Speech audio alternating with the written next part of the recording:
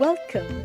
You're listening to Latin Waves with your hosts, Sylvia and Sylvia Richardson. Latin Waves is more than just hot rhythms. This is a show about community, about creating a culture that is inclusive and based on fairness. Because everyone deserves dignity, respect, and has something to contribute. A new world is possible, and it all starts with us. You are listening to Latin Waves. I'm your host, Sylvia Richardson. I am delighted this morning to be joined by Yves Engler. Yves Engler is the author of 10 books. His latest is Left, Right, Marching to the Beat of Imperial Canada. Thank you for joining us, Yves. Thanks for having me.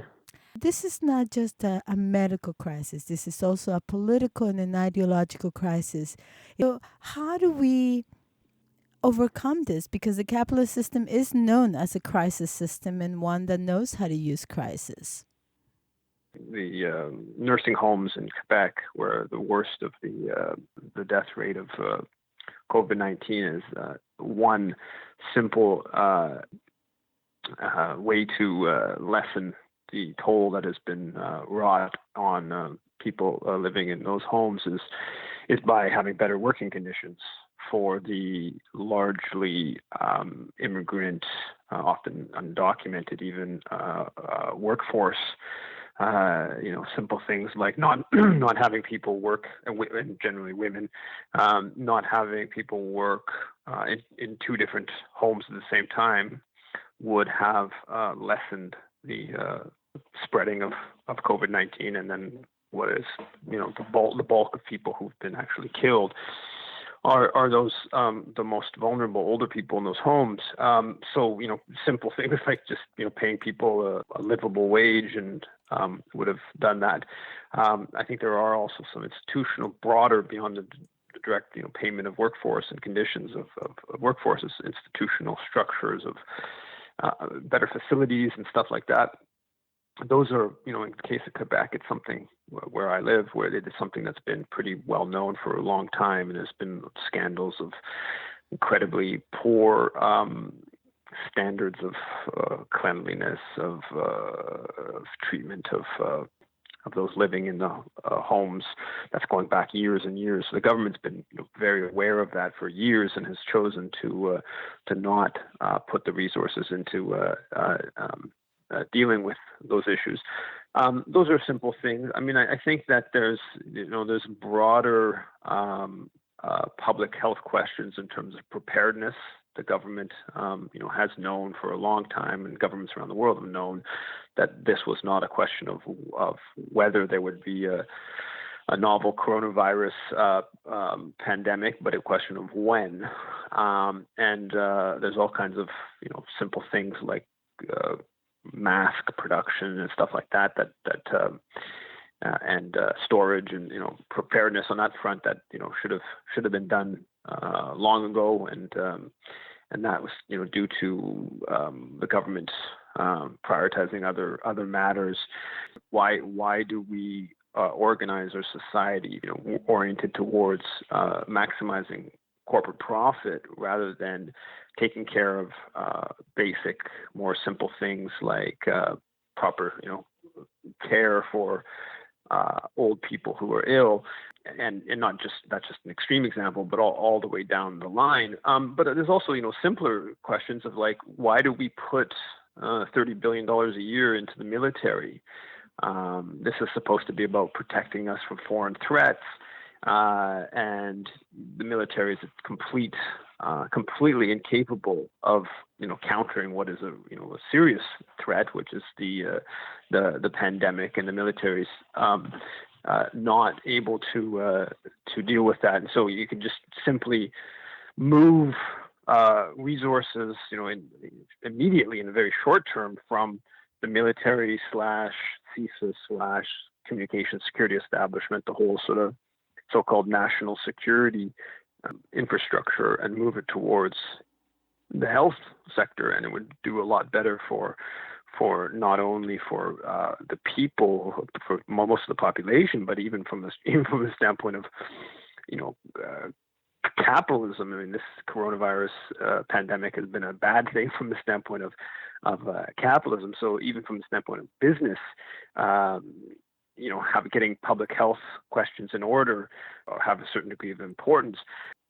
But those are questions of power and political choice, and it will be interesting to see how much coming out of the pandemic, that how much these discussions will be had. I mean, I think one of the things that's been shown is that all this business about government austerity and government can't spend, and we got to be really concerned about the printing of money and stuff like that. I mean, that's all out the window. That's something that's been shown. That's clearly the government has the capacity to basically overnight print money and provide some degree of safety net for those who've been impacted, and the 8 million or so Canadians on the CREB are prime examples of how government intervention. And so there are some political questions that will come out of that, and hopefully there'll be a shift in the discussion. At the same time, there's, I think, some elements, weirdly, that the pandemic is clearly a global thing, and to a large extent, it shows how we're all in this together as a collective humanity. But oddly, it's also reinforced sort of nationalist kind of ways of thinking and being. So we'll see how that plays out in coming months. One of the things that I love of your books and of your critical way of looking at the world is that you hold the pulse of Canada and what Canada is doing abroad, but you're also self-critical of our movements, our social movements within. And I think it's important that we hold both sides, right? Acknowledge that in some ways our movements have gained some gains for workers. We are not working 16 hours a day. We have, a minimum wage that, although not sufficient at this moment and could be improved, it's better than other places perhaps. And at the same time, I think you also hold us responsible. And then I think that's key because we are always able to respond to what does it mean for us to be a social movement. And recently you wrote an article about the Planet of the Humans, this very popular movie, and about the backlash of, many movements that in theory, perhaps should be supportive of a critical view of how capitalism's has imposed on us a way of being that completely counters our ability to sustain life. Can you talk a little bit about the film and why do you feel it has raised so much backlash? What is the invitation here for us to consider? Yeah, I mean, the Planet of the Humans is a film that Michael Moore, obviously well-known U.S. Documentary filmmaker, is a co-producer of. And my article on it was that the backlash to the film is more illuminating than the film itself. I think that the film itself was fairly good, interesting film that puts forward a critique of corporate consumption, and it shows how the idea that we're just going to find alternative non-carbon emitting forms of energy to just replace all this mass consumption of energy is very unlikely, and that there's all kinds of downsides, ecological downsides, as well as social downsides to many of these technologies that are presented as the alternative to coal or oil, fracked natural gas. It puts forward this sort of critique of Earth's capacity to sustain more and more consumption. It mentions the question of human population, which has gone from 1 billion to 7.8 billion between 1800 and today, and it goes after a number of leading environmental figures as having been, made peace with capitalism or bought out, sold out to capitalism, and how they push forms of alternative energy that have all kinds of, obvious destructive elements to it. And so it puts forward these criticisms, and basically the official environmental world completely lost it, and just frenzied hundreds of this over-the-top attacks against the film. And to my mind, much of what the film is saying, I mean, I'm sure there's many errors and narrow errors of now a solar panel is have a bit better energy efficiency than it did 5 years ago when the data that film was using, and all kinds of specific criticisms that I'm sure are sensible criticisms of what's in the film, as it would be of basically any film. But it just takes this like frenzied attack against the film that's just completely out of proportion with any limitation to the film, and I think it's in large part because the official environmental world is not willing to be honest about the need for substantial reduction in consumption and growth. We need to be, particularly obviously in North America, but increasingly in many places of the world, we need to simply be consuming less. And I don't mean that in the narrow of the personal. This is not. I don't see this as a sort of I need to be a more ecological person and consume less. I need to restrain my personal. No, these are structural questions. We need to have less advertising that drives people towards consumption. We need to have changes to how products are made to go obsolete after a few years. We need to have laws that restrict that, and those laws do exist in some places. We need to restructure cities so people are not that. So it's basically difficult to drive private cars, and that you can get what you need by foot, by bike, by mass transit. So these are structural questions, not personal consumptive questions. The main environmental groups have very little appetite to challenge those questions, and they've basically I think what the film shows, to a large extent, they've aligned themselves with so-called green capitalism, with solar industry, with wind industry, and other elements of sort of green capitalism, and they've amassed a lot of power in doing that, and they have the capacity. The environmental movement has the capacity to generate hundreds and hundreds of attacks, frenzied attacks against this film. But if you look at the indicators of energy consumption, if you look at the indicators of obviously climate change, but also with regards to plastics in the ocean, destruction of different species, ecosystems, we're going in the wrong direction almost across the board. And the dominant environmental groups, I think, have been very unwilling to be honest about the state of the situation. And the other thing the film does that I think is very embarrassing to the main environmental groups is it connects the dots between the funding of these environmental groups and why they may take positions that are amenable to capitalism. And one of the reasons they take those positions amenable to capitalism is because they receive millions and millions of dollars from different foundations that are set up by dominant capitalists, from specific rich individuals. Sometimes they're fully in bed with major corporations and have like direct links to major corporations. The film highlights that, and that's very embarrassing to the main environmental groups. So I wrote a piece basically highlighting some of this, and someone like Bill McKibben, who represents the best end, the most progressive end of the dominant environmental world. I mean, he has this piece from last year where he's explicitly defending the American military as a institution that can help us deal with the climate crisis. I mean, the American military is the greatest purveyor of violence in the history of humanity.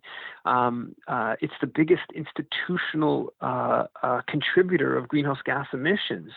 It is completely insane completely insane for environmentalists to view the American military as anything but something that you want to reduce in size and potentially eliminate.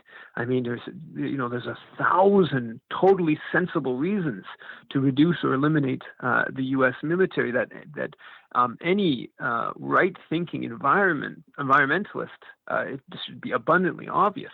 So Bill McKibben is, aligning himself explicitly, incredibly explicitly with the American military. And you go into the question of the private automobile. That's an area that I've co-authored a book about, the private automobile.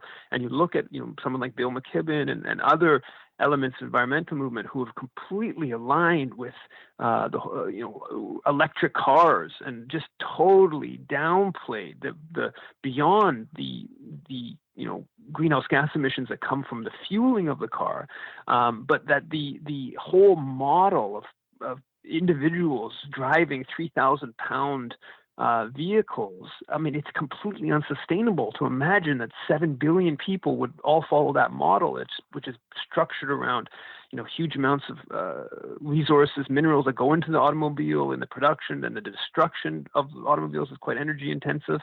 And then the whole model of, everyone having big houses and, Walmart, it's all structured around the private automobiles. It underpins that. And it's just this completely unsustainable model that is something that there's, very good health reasons. There's very good saving of resource reasons. There's very good saving of money reasons, and obviously ecological reasons for going away from the model of private automobile. But the dominant environmental groups tread very softly on that issue, and I think that's in large part because they've made peace with consumptive capitalism, and I think the film. It highlights some of that, and it's for a lot of the environmental groups very embarrassing.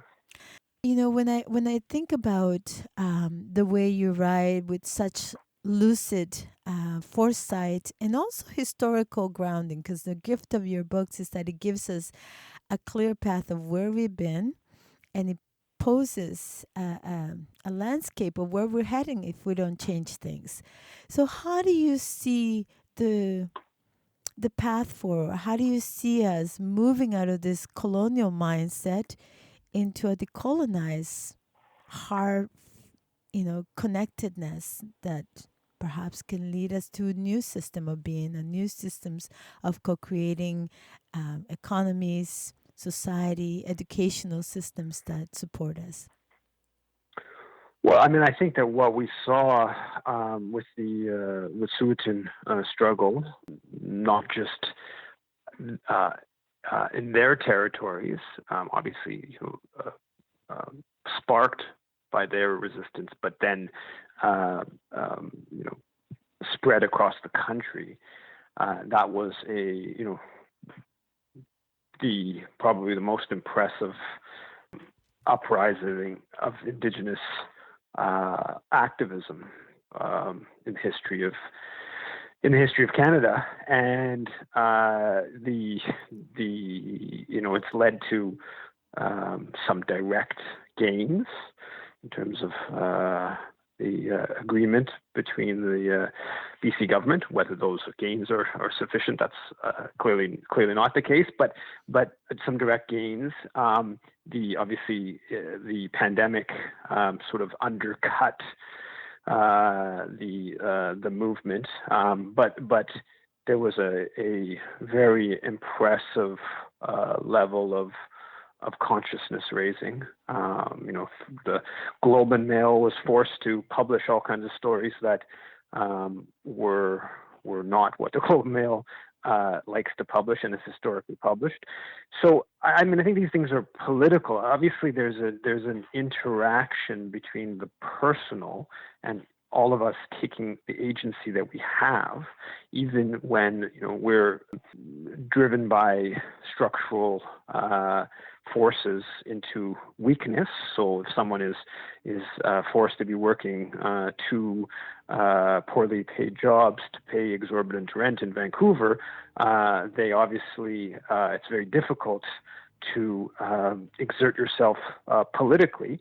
So there are all kinds of structural barriers. But even someone who is in facing structural exclusion, substantive structural exclusion from political life, still has some capacities to exert themselves. And how the individual, how that plays out at the individual level, is a complicated dynamic. I have personally seen now a number of political uprisings that are of the scale that they leave some, I think, lasting impact. I think the recent Wet'suwet'en struggle is one. The student strike in 2012 in Quebec is another. I don't know more. What galvanizes a bunch of individuals to take action that they hadn't been taking in previous months or years is a complicated process, but I think at the end of the day, it has to be structured around mass political action. There are personal journeys that people need to take, but so much of that is intertwined with mass political action, and how to stir mass political action is mostly comes down to a question of work, and building and mobilizing and organizing, and sustained work. Now, that's not the particularly romantic answer, because it's there is no sort of clear answer to it, but I think that's ultimately, now you get into bigger questions of political parties and how do we really build an alternative to a system that so many understand is exploitative, is ecologically destructive.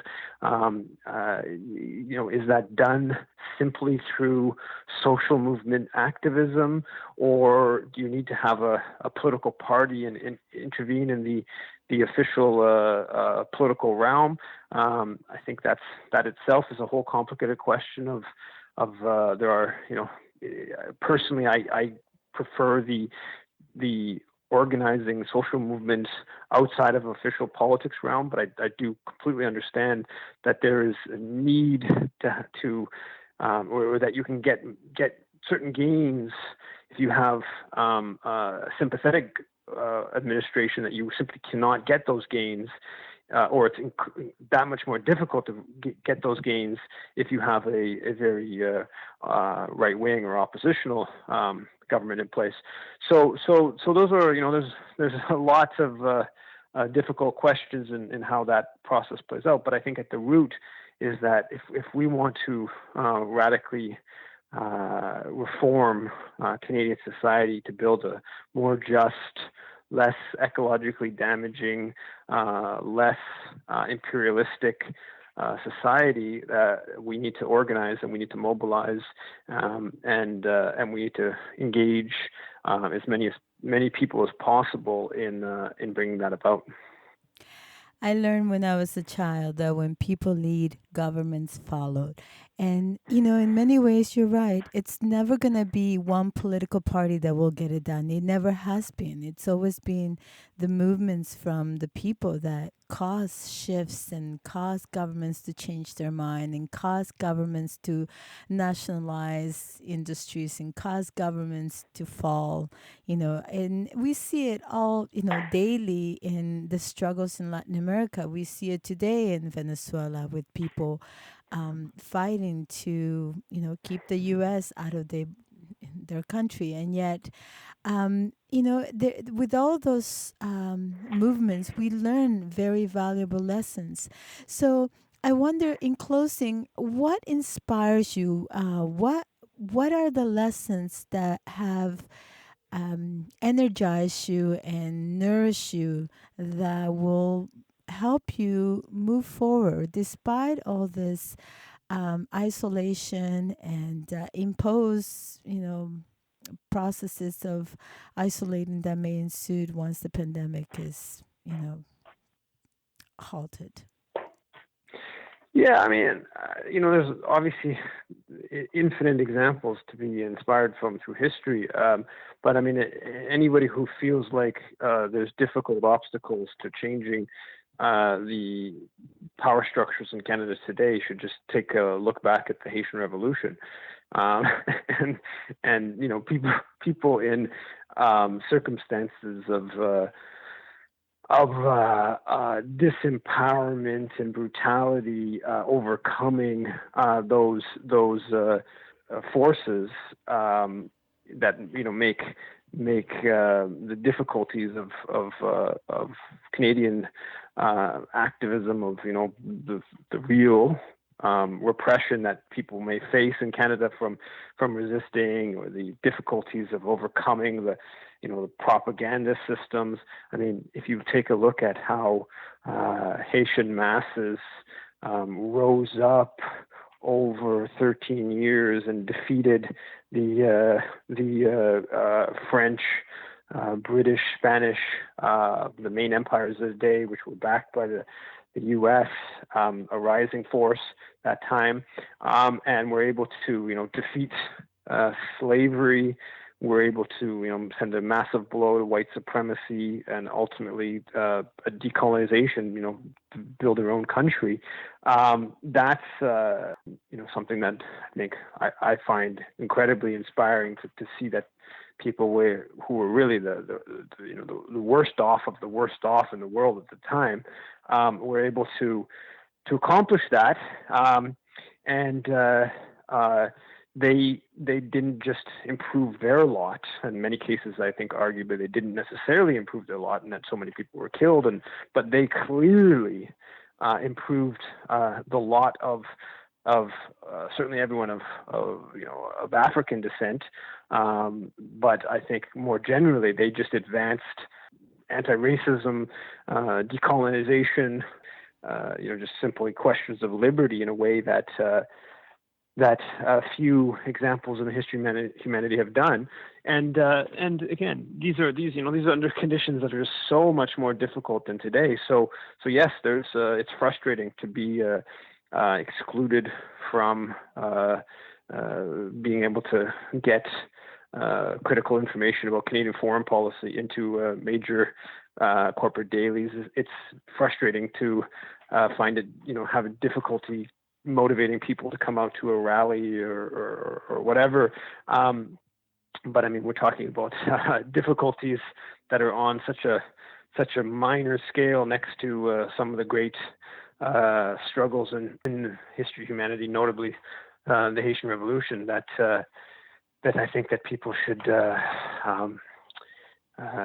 draw inspiration from that history, and how change is doable, change has happened, change is happening, and it's a matter of whether we make that change, the change leads to a more equitable, more just world. That was beautiful. Thank you so much for being with us today. How can our audience access your books? How can they reach you? The easiest is through my website, just yvesengler.com, and there's a list of the books, and they're at the different bookstores, libraries. But yeah, yvesengler.com, yvesengler.com. Thank you again for being with us. Take care. Thank you. Bye-bye. We've come to the end of our show, Latin Waves. Latin Waves is an internationally syndicated weekly program made available through campus and community stations, and available out to the world at www.latinwavesmedia.com.